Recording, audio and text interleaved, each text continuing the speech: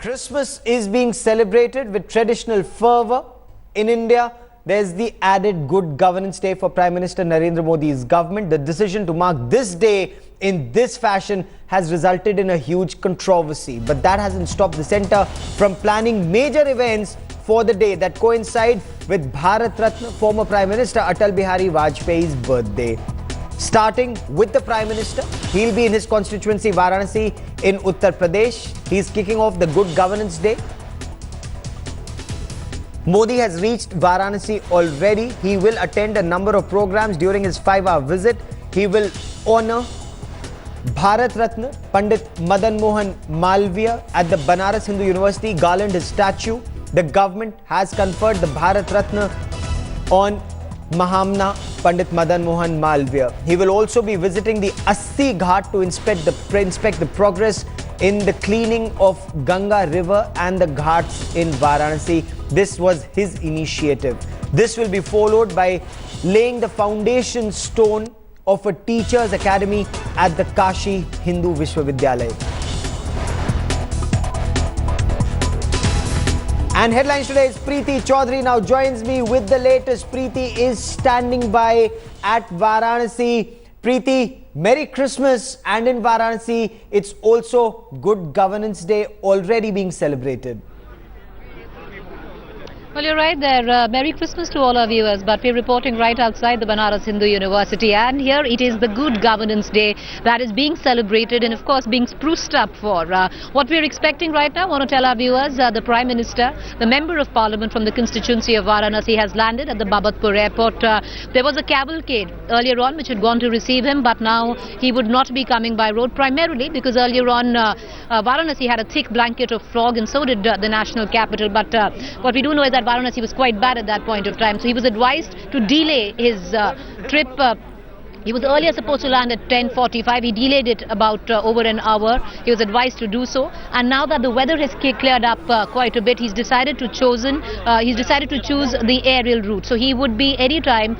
He's taken a chopper, is what we are being told, at the Babatpur airport, and he would be landing right behind me at the Kashi Hindu Vishwavidyalaya, the Banaras Hindu University. The reason that we're reporting right outside the facade of the BHU is primarily because of this spruced up waiting statue of Pandit Madan Mohan Malviya. It is here that Narendra Modi would be coming in and would be garlanding the statue. I want to quickly take our viewers through the itinerary of the Prime Minister. He's going to come here, garland the statue there. From here on, it's about a 2-kilometer difference from the BHU to the Assi Ghat. He's going to be making his way to the Assi Ghat. There he is going to see the kind of campaign that he kicked off last month. On the 7th of November last month, he kicked the campaign off on the Swachh Bharat Abhiyan, which he started as a Prime Minister, but he kicked it off in the capacity of the Member of Parliament from Varanasi in November. He's going to go back to inspect the ghats, which I just want to add, we've seen it in the last 2 days. Civic authorities have been in a tizzy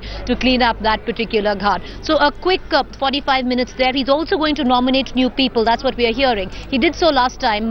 He nominated 9 prominent people from Uttar Pradesh, from various walks of life across the spectrum, to aid him in the Swachh Bharat Abhiyan. Of course, after that, we've seen various selfies and photo opportunities with all those nominations coming in to aid him in that campaign. A lot of symbolism, tokenism there. But we're expecting him to nominate a few more organizations, a few more individuals today. That would happen later. Right after he finishes the program at the Assi Ghat, we expect him to come right back to the Banaras Hindu University. He's going to go inside this time around, and he is going to lay the foundation stone of a teachers' academy. From there on, he's going to make his way to the DLW. There are a few other things which are planned on his itinerary. Primarily, one of those is the fact that he is going to be inaugurating a locomotive industry here, and the second, he is also meeting a lot of people from the tourism industry.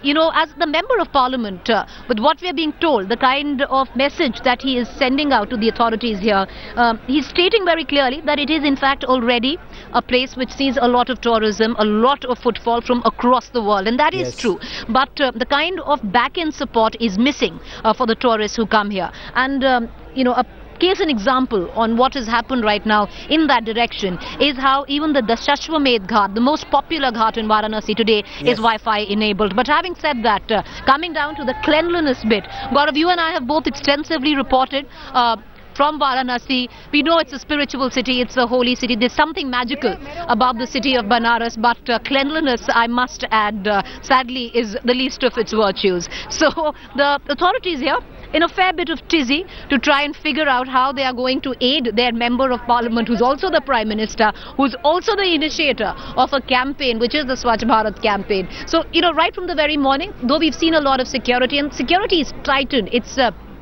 unprecedented security for the Prime Minister. Yes. Understandably so. We were here last month when he came on that visit.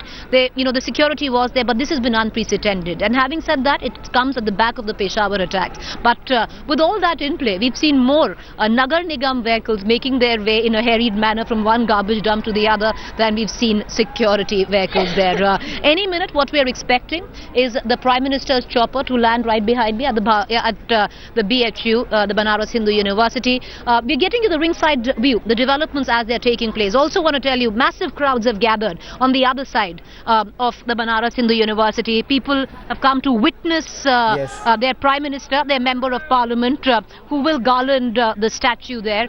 Lots of crowds there on both sides of the barricades. And, you know, that's what he does. Earlier on as well, we've seen him, every time his cavalcade passes through the streets, you can already hear the din there. Every time, the cavalcade passes through the streets of Banaras, there are people who line up on the barricades on the side. Okay. And Narendra Modi said that in many speeches of his. He's always said that I would have liked to interact more with the people who gave me such a strong mandate, but I can't. So what he does is, even though the SPG doesn't allow him to roll his windows down, he puts on the light inside his car and waves out to people. So what we're expecting anytime, getting you the very latest, the vantage position at BHU. 2 flashpoints, Gaurav, on this 5-hour visit of the Prime Minister to his constituency. One is the Banaras Hindu University, the other one at the Asti Ghat. Our colleague Anjana is there, and later on, of course, a brief visit to the DLW. It's back to the studio. We'll keep reporting from here.